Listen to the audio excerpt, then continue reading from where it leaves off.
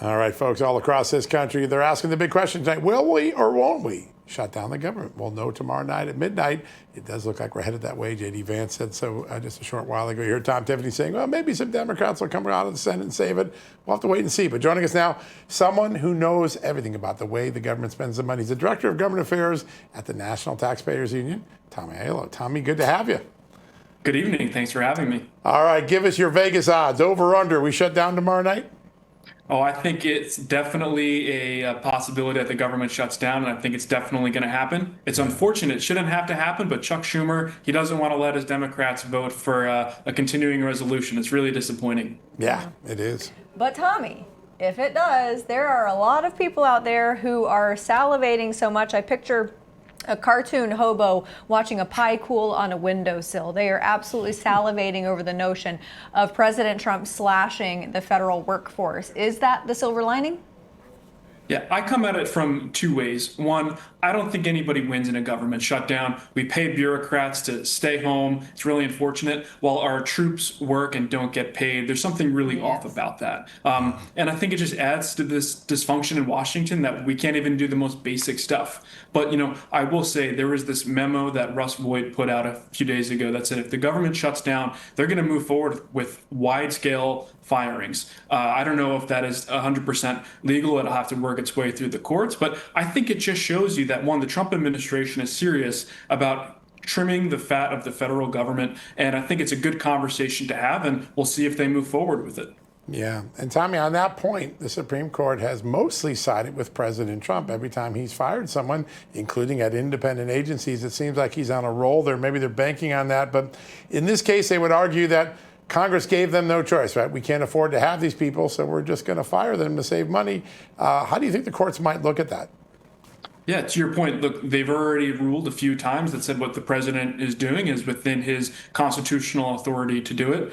There was a report out today that potentially 100,000 federal workers could be putting in their resignation letter tomorrow because of all these federal buyouts in DOGE. That's a very good thing. It's a lot of people. But ironically enough, it's only a small percentage of the federal workforce. Yeah. We have about 10 million people that are employed by the federal government. So yes, on its face, it's a large number of people, but it's just a small drop in the bucket. And I'll just say one other thing about the possibility of the government shutdown. Look, this is all on the Democrats. The House of Representatives, led by Speaker Mike Johnson, they did their job. They passed a clean, continuing resolution to fund the government at current levels. And Chuck Schumer, he really has to show that he's fighting back against President Trump. He needs to show his base that he actually wants to be a fighter. And unfortunately, the American people are going to be caught in the crossfire as collateral damage. Yeah. Terrible. I also wonder if that collateral damage is Democrat votes come next November, because you've got them holding out on absurdities like transgender care and,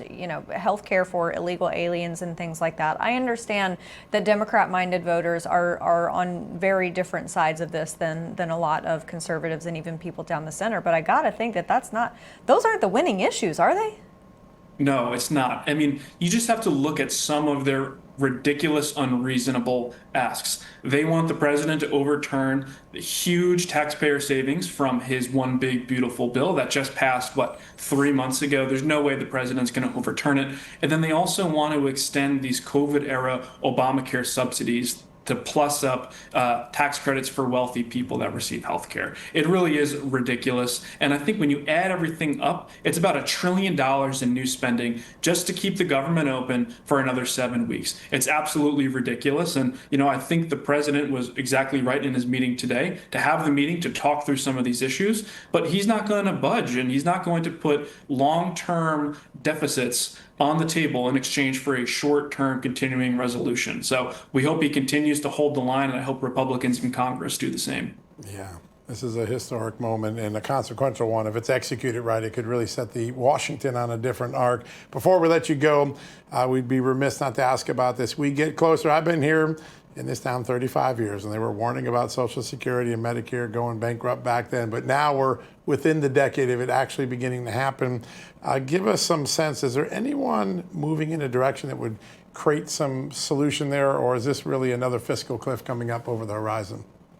It's certainly a fiscal cliff looming out there. I think there's another 5 or 6 years before Right. the program goes insolvent. It's a real problem. Not enough people are talking about it. Senator Cassidy from Louisiana, he's really shown a light on this issue. He shows a lot of leadership, and we hope he continues to do that. But again, Congress always waits to the last minute to do things, whether it's Social Security, fund the government, even the one big beautiful bill. I really think at some point there's going to have to be a critical mass and really identify the problem and fix the problem. Yeah, it's this generation's job to fix it. We can't let it go on beyond it. So, real quickly, do you guys still keep the Golden Fleece Award? Don't you do a regular award for misspending in America? We do an annual rating of every member of Congress to see how they voted as our taxpayers-funded award. And we're actually wrapping up last year's vote, so we should have a new scorecard coming out in the next several weeks. So I'll have to share the list with you. A lot of good members that come on your program that receive A+. We would love to have that. That's important to us. We care about that. Only tell us the A+, because we want to keep them coming back on our show. Definitely. We might want to highlight those that have been misspending too. True. Yeah. Tommy, you guys at National Taxpayers Union for years, all the time I've been in Washington, you have done such extraordinary work protecting the American taxpayer. Great to have you on the show today. Thanks for joining us. Thank you so much. See you next time. You as well. Great conversation. All right, folks, after the break, we'll take a closer look at President Trump's meeting with Benjamin Netanyahu today. Is the war in Gaza coming to an end? A lot of people are thinking so tonight. We'll cover that next, right after these messages. Hey, America, the FBI has been warning about a type of real estate fraud on the rise called home title theft, and your equity is the target. Here's how it works. Criminals forge your signature on a single document, use a fake notary stamp, then file it with the county, and just like that, boom, they're on record as owning your home. Using your ownership, they then take out loans against your equity or even sell your property, and you're not going to know about it until you get a foreclosure or collection notice in the mail, and that's not going to be a good moment. That's why I partnered with Home Title Lock, so you can protect your equity and find out today if you're already a victim. Use my promo code JTN at HometitleLock.com. You'll get a free title history report and a free child. Their $1 million triple lock protection. That's a great deal. $1 million to protect your home.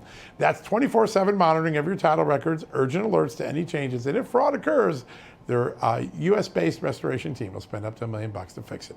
Find out why I trust Home Title Lock. Protect yourself like I did. Don't be a victim.